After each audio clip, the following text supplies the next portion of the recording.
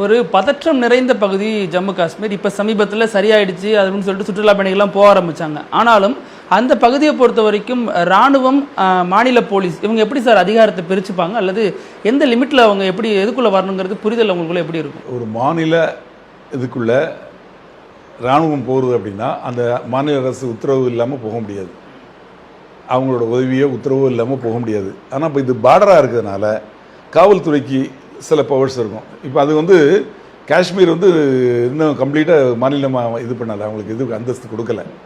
அதனால் அவங்க ஒரு யூனியன் பிரதேசம் கணக்கில் தான் அவங்க இருக்காங்க.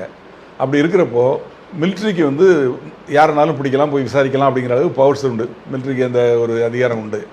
ஆனால் இந்த இடத்துல 40 பயணிகள் வந்திருக்காங்க அப்படின்னா அந்த இடத்துல லோக்கல் போலீஸுக்கு ஏன் போடப்படலை?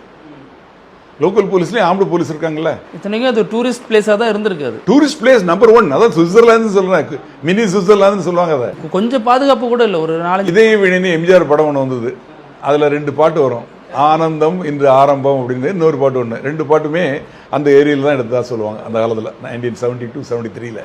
அந்த மாதிரி அந்த இடம் ஏற்கனவே அதில் இன்னொரு பாட்டு கூட வரும், காஷ்மீர் பியூட்டிஃபுல் காஷ்மீர்னு.